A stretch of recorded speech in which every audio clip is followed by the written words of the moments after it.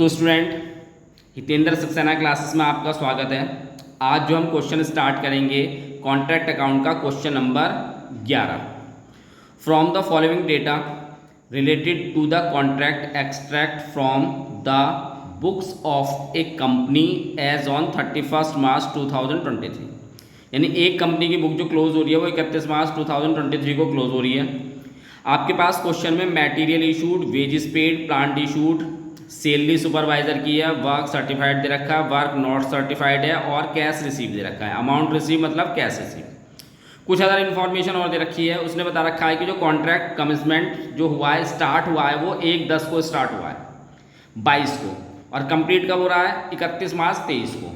तो कॉन्ट्रैक्ट कितने months run हो रहा है, कितने महीने चल रहा है, 6 महीने। वेजेस दे रखी है वर्कर की 1 वीक की, और सैलरी जो दे रखी है सुपरवाइजर की वो 1 मंथ्स की। क्या है, ड्यू है at the end of the period. Due मतलब पेमेंट ही नहीं करी। ठीक, कंपनी के ऊपर कंपनी जो डेप्रिसिएशन चार्ज कर दिया 10% पर एनम का डेप्रिसिएशन चार्ज कर दिया प्लांट के ऊपर। और जो मटेरियल की क्लोजिंग वैल्यू दे रखी है, मटेरियल एट साइट दे रखा है आपको 4200 का। ठीक है बच्चों, तो हमें करना क्या है यहाँ पे कि 2 चीज़ ड्यू दे रखी हैं। अब बच्चों 6 महीने का मतलब है, अगर हम जो है पूरे साल के वीक निकालेंगे तो पूरे साल में कितने वीक होते हैं 52। तो 6 महीने में यानी 6 मंथ्स में आप कितने वीक होंगे 6 महीने में 26 वीक। ठीक है बच्चों, अगर पूरे साल में 52 वीक हैं तो हाफ ईयर में यानी 6 महीने में कितने होंगे 26 होंगे। और उस 26 वीक में से भी उसने कहा है कि 1 वीक की वेजेस ड्यू है।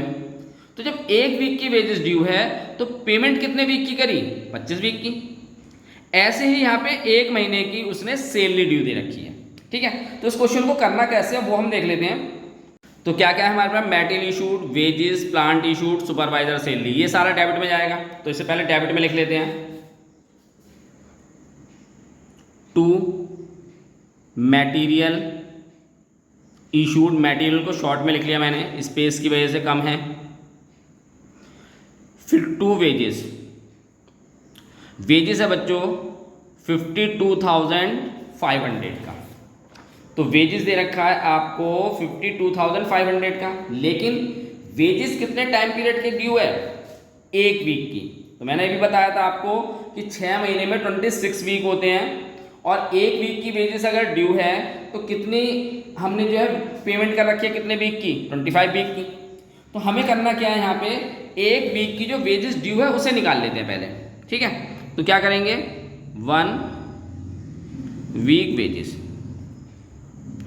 तो आपके पास वेजेस टोटल 52,500 है, और ये वेजेस बच्चों 25 महीने की है, यानी 25 वीक की है। सॉरी 25 महीने नहीं 25 वीक की है, 25 वीक की वेजेस है। तो इस पूरी वेजेस को हम 25 से डिवाइड कर देंगे तो हमारे पास 1 वीक की वेजेस पता चल जाएगी। ठीक है बच्चों, ऐसे ही उसने सैलरी दे रखी है आपको। सैलरी भी जो है 1 महीने की ड्यू है। तो जब आधे साल में, क्योंकि कॉन्ट्रैक्ट तो आपका 6 मंथ चला है, तो 6 महीने में 1 महीने की जो सैलरी है वो ड्यू है। तो यानी सैलरी हमने कितने महीने की पे कर रखी है 5 मंथ्स की। तो यहाँ पे भी हम क्या करते हैं 1 मंथ सैलरी निकाल लेते हैं। 1 मंथ सैलरी, तो आपके पास टोटल सैलरी है 6,000। कितने महीने की पेमेंट कर रखी है 5 महीने की। तो आपके पास जो आउटस्टैंडिंग सैलरी आएगी वो कितनी आएगी 1200। ठीक है, अब ये ड्यूज वाले हम क्वेश्चन में फिल कर लेते हैं। तो वेजेस आउटस्टैंडिंग निकल के आई 2100 की। तो आप क्या करेंगे यहाँ पे प्लस कर लेंगे आउटस्टैंडिंग कितनी, इसमें जोड़ देंगे 2100। तो इन दोनों का एडिशन करके बाहर चला जाएगा 54,600। ठीक है बच्चों, इसके बाद आपके पास क्या दे रखा है उसने, प्लांट है आपके पास 75,000 का, यह आ जाएगा। फिर उसके बाद सैलरी, तो सैलरी है बच्चों 6,000 की। ठीक है, अब इसमें भी 1 महीने की सैलरी ड्यू थी, तो आउटस्टैंडिंग प्लस करेंगे। तो आपके पास ड्यू सैलरी कितने की आई 1200 की, यह भी हमने कैलकुलेट करा था। तो ये यहाँ पे 1200 प्लस कर देंगे तो 7200 आ जाएगा। ठीक है बच्चों, इसके बाद आपको मटेरियल एट साइट दे रखा था क्वेश्चन में, कितना था 40 200 का, बाय साइड में आएगा बाय मटेरियल एट साइट 40 200 का। फिर उसने क्लोजिंग वैल्यू दे रखी थी प्लांट की बाय प्लांट, तो प्लांट की इनिशियल वैल्यू, स्टार्टिंग की वैल्यू तो यहाँ पे आती है, और डेप्रिसिएशन सब्ट्रैक्ट करके प्लांट यहाँ पे आएगा। तो 10% का डेप था 6 मंथ्स का, क्योंकि कॉन्ट्रैक्ट तो 6 महीने रन हुआ है। 10% का डेप्रिसिएशन दे रखा पर एनम, पूरे साल का डेप्रिसिएशन है तो 6 महीने का निकालेंगे आप लोग। तो इसका आप 10% और 6/12 निकाल देंगे तो ये आएगा 3750। ये माइनस कर लेंगे इसमें से तो 71,250 आ जाएगा। इसके बाद बाय वर्क इन प्रोग्रेस, तो वर्क इन प्रोग्रेस में क्या क्या आता है, वर्क सर्टिफाइड। वर्क सर्टिफाइड को यानी सर्टिफाइड को मैं शॉर्ट में लिख लेता हूँ क्योंकि स्पेस कम की वजह से। तो वर्क सर्टिफाइड कितना है आपके पास 1,76,000 का, और अनसर्टिफाइड है 9,000। चलिए, तो 1,76,000 का तो वर्क सर्टिफाइड है, और वर्क अनसर्टिफाइड ये है आपका 9,000। इन्हें प्लस करके आप बाहर लिख लेंगे 1,85,000। ठीक है बच्चों, यहाँ तक कोई प्रॉब्लम? तो इस पूरे का टोटल कर लेंगे, यह आएगा आपके पास 2,60,450। अब इसमें से आप ये सारा सब्ट्रैक्ट कर देंगे तो आपके पास आएगा नेट प्रॉफिट, और वो आएगा 33,650। ठीक है, अब यहाँ से आपको करना क्या है कि इसमें से कुछ हिस्सा तो जाएगा प्रॉफिट एंड लॉस अकाउंट में, और कुछ हिस्सा जाएगा आपका रिजर्व में। तो करेंगे कैसे? तो इस क्वेश्चन में आपको कहीं पे भी कॉन्ट्रैक्ट प्राइस नहीं दिया हुआ। तो बच्चों, जब भी कॉन्ट्रैक्ट प्राइस क्वेश्चन में नहीं दिया होता है तो हम क्या करते हैं, उसका 2/3 ट्रांसफर करते हैं प्रॉफिट एंड लॉस अकाउंट में। ठीक है, तो प्रॉफिट आपके पास ये आ गया, इसको ट्रांसफर करेंगे। अब इसमें से कुछ हिस्सा जाएगा आपका प्रॉफिट एंड लॉस अकाउंट में। तो आपके पास फॉर्मूला क्या था, हमने पीछे भी क्वेश्चन कराया, 1/3 का केस अप्लाई करा था। अब हम यहाँ पे 2/3 का केस अप्लाई करेंगे। क्यों? क्योंकि वर्क सर्टिफाइड यानी आपको कॉन्ट्रैक्ट प्राइस क्वेश्चन में नहीं दिया हुआ है। तो चलिए कर लेते हैं। नेट प्रॉफिट कितना था आपके पास 33,650। कैश रिसीव्ड, कैश रिसीव्ड कितना है बच्चों, ये दे रखा अमाउंट रिसीव 158,400। तो कैश रिसीव्ड की जगह तो यही रखेंगे आप 1,58,400। वर्क सर्टिफाइड है क्वेश्चन में आपके पास 1,76,000, और इसका 2/3। ठीक है, अब ये देख लीजिए कि कैश यानी वर्क सर्टिफाइड आपके पास है 1,76,300, ये रहा।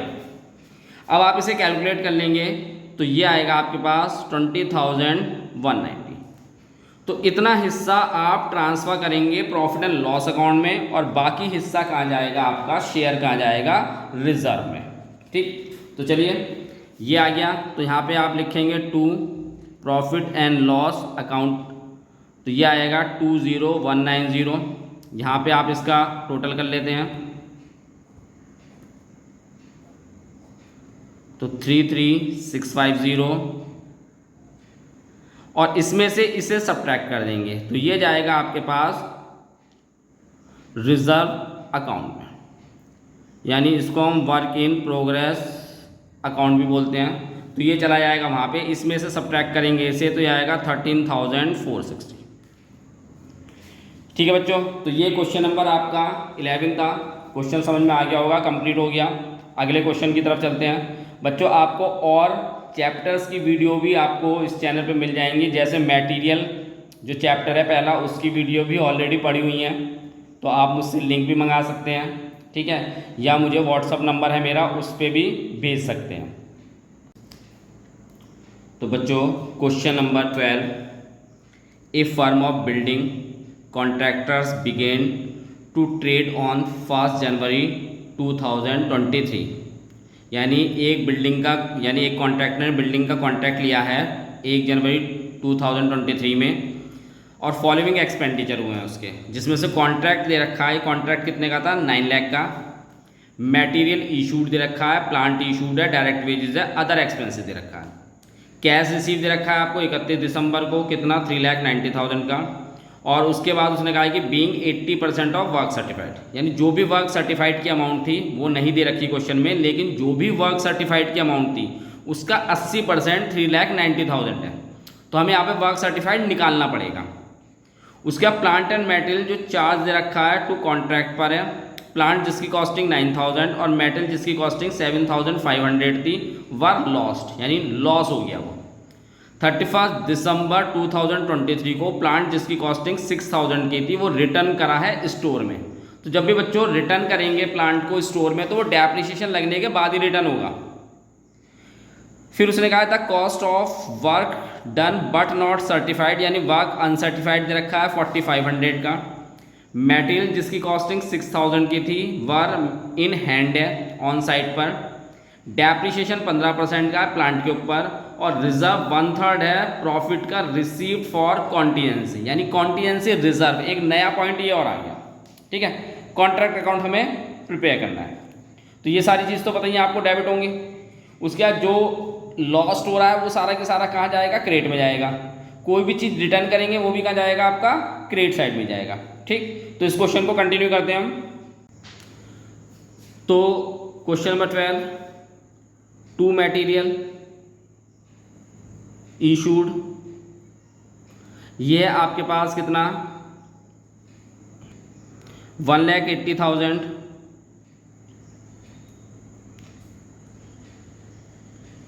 फिर उसके बाद आपको दे रखा उसने प्लांट है आपके पास 30,000 का, उसके बाद डायरेक्ट वेजेस ये आपके पास 2,40,000, उसके बाद अदर एक्सपेंसेस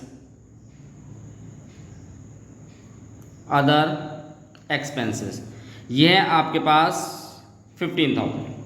ठीक है, अब आते हैं बाय साइड में। तो बाय साइड में क्या क्या दे रखा है, एक तो लॉस दिया हुआ है, लॉस किस चीज़ का था बच्चों, प्लांट का और मटेरियल का। तो आपके पास जो लॉस दे रखा था क्वेश्चन में वो है प्लांट का तो 9,000 है और मटेरियल का 7,500 है। चलिए, तो 9,000 तो आपके पास प्लांट का है और मटेरियल का 7,500 है, तो इस पूरे का एडिशन आएगा आपके पास 16,500।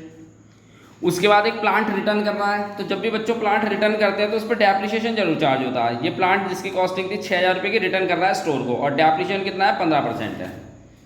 तो बाय प्लांट रिटर्न, तो 6,000 का प्लांट है, इस पे 15% का डेप्रिसिएशन जरूर लगेगा। तो कितना हो गया, 6,000 का 15% हो गया 900, माइनस करके लिखेंगे तो 5,100 हो गया। इसके बाद बाय मटेरियल एट साइट, तो मटेरियल एट साइट भी दिया हुआ था आपको क्वेश्चन में, 6,000 का है मटेरियल एट साइट, तो ये 6,000 आएगा आपका यहाँ पे। फिर उसने बोला था कि प्लांट के ऊपर डेप्रिसिएशन लग रहा है। अब बच्चों प्लांट के ऊपर डेप्रिसिएशन 15% का है, प्लांट के ऊपर जो डेप्रिसिएशन है 15% है। तो आपको करना क्या है यहाँ पे कि प्लांट की पहले पूरी वैल्यू देखेंगे कितने की थी और उसमें से कितना प्लांट कम हो गया, उसके बाद बैलेंस प्लांट पे डेप्रिसिएशन लगेगा। तो बाय प्लांट कितना है 30,000 रुपये का। उसके बाद इसमें लॉस प्लांट कितना हुआ था, प्लांट लॉस कितना था 9,000, ये माइनस करेंगे क्योंकि यहाँ पे आपको बैलेंस प्लांट निकालना है कि प्लांट बैलेंस कितना रह गया। फिर उसके बाद आपने प्लांट रिटर्न कितना करा 6,000 रुपये का, बेशक 5,100 का था लेकिन उसकी एक्चुअल कॉस्ट कितनी थी 6,000, तो ये 6,000 और सब्ट्रैक्ट करेंगे तो ये आ जाएगा आपके पास 15,000, यानी 30,000 में से इन दोनों को सब्ट्रैक्ट कर दिया तो 15,000 आ गया। अब इस 15,000 के ऊपर डेप चार्ज करेंगे 15%, ठीक है, ये 15% है। तो ये आएगा आपके पास 2250, सब्ट्रैक्ट कर देंगे तो 12,750 आ जाएगा। ठीक है, यहाँ तक कोई प्रॉब्लम? इसके बाद आपको निकालना वर्क इन प्रोग्रेस। तो इसके बाद वर्क इन प्रोग्रेस में वर्क सर्टिफाइड और वर्क अनसर्टिफाइड आएगा। ये वर्क सर्टिफाइड है, शॉर्ट में लिख रखा है, वर्क अनसर्टिफाइड क्योंकि स्पेस नहीं है इतना। तो उसने बच्चों बोला क्या था क्वेश्चन में, उसने कहा था कि कैश रिसीव जो कर रहा है, कैश रिसीव कर रहा है 3,90,000 का कर रहा है, बीइंग 80% ऑफ वर्क सर्टिफाइड। ठीक, तो यहाँ से निकालेंगे। यानी हुआ क्या कि वर्क सर्टिफाइड कोई भी था, वर्क सर्टिफाइड, उसका हमने 80% निकाला जो 3,90,000 आया। तो हमें क्या निकालना है, वर्क सर्टिफाइड। तो क्या करेंगे, ये 100 इधर मल्टीप्लाई हो जाएगा और 80 इधर डिवाइड हो जाएगा। तो वर्क सर्टिफाइड आएगा 3,90,000 और हमें इसकी 100% वैल्यू निकालनी है। तो इसलिए 100 से तो करेंगे मल्टीप्लाई और डिवाइड कर देंगे 80 से। तो ये कैलकुलेट हो गया आएगा 4,87,500। ये आपका वर्क सर्टिफाइड आया। तो इसको दिखाएंगे आप यहाँ पे 4,87,500। ठीक, फिर वर्क अनसर्टिफाइड कितना है क्वेश्चन में, वर्क नॉट सर्टिफाइड है 4,500 का।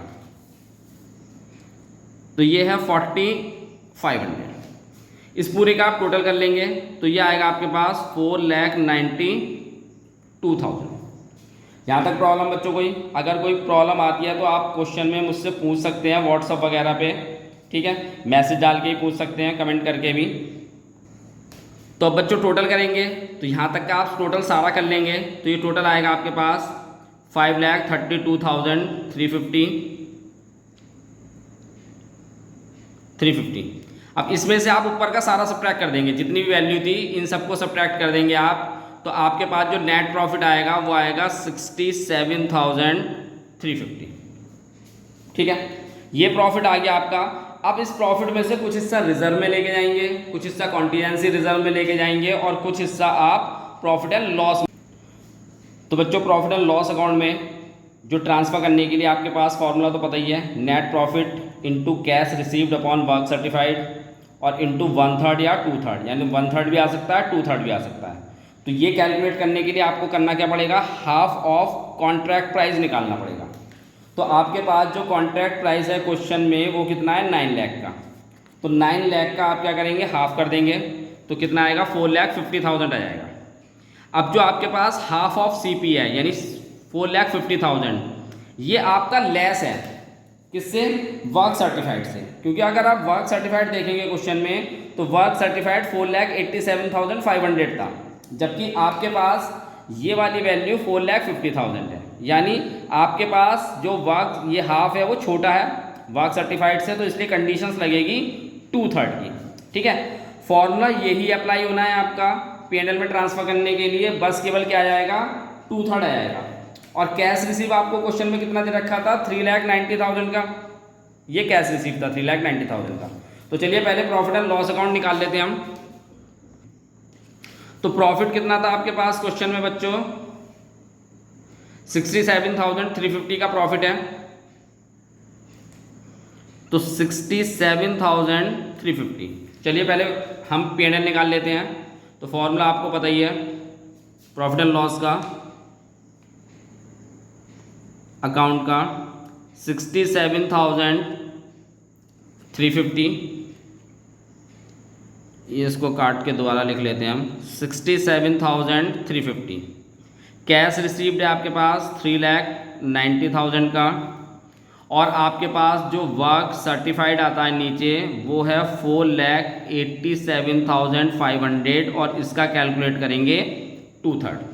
ठीक, तो ये आपके पास बच्चों जो वैल्यू आएगी वो आएगी आपके पास 35,920। तो ये आया आपके पास प्रॉफिट एंड लॉस अकाउंट। उसके बाद उसने कॉन्टीजेंसी रिजर्व की और बात करी है, तो वो उसने बोला था कॉन्टीजेंसी रिजर्व 1/3। उसने बोला 1/3 रिजर्व है किसका, कॉन्टीजेंसी का। तो हम इस 2/3 की जगह 1/3 ले लेंगे। चलिए, तो कॉन्टीजेंसी रिजर्व सब कुछ यही लगेगा, 3,90,000 डिवाइड बाय 4,87,500 और इसका 1/3। तो ये कैलकुलेट होकर आएगा आपके पास बच्चों टोटल अमाउंट 17,960। तो ये अमाउंट आ गई आपके पास कॉन्टीजेंसी रिजर्व की। तो चलिए वैल्यू फिल कर लेते हैं। 35,920 तो आई है प्रॉफिट एंड लॉस अकाउंट की, तो ये तो हम यहाँ लिख देते हैं 35,920। कॉन्टीजेंसी रिजर्व आया आपके पास 17,960, ये हम यहाँ लिख देते हैं 17,960। अब ये टोटल कर लेंगे, यही ग्रेटर है और इसमें से इन दोनों को कर देंगे हम सबट्रैक्ट। तो बचा हुआ पार्ट कहाँ चला जाएगा, रिजर्व में, और कितना 13,470। तो ये आपका क्वेश्चन है, कंप्लीट क्वेश्चन हो गया बच्चों। वैसे कॉन्ट्रैक्ट अकाउंट क्वेश्चन पेपर के बेस पे इंपॉर्टेंट चैप्टर है, मोस्टली इसका क्वेश्चन आ ही जाता है। चलिए अगले चैप्टर के अगले क्वेश्चन की तरफ चलते हैं हम।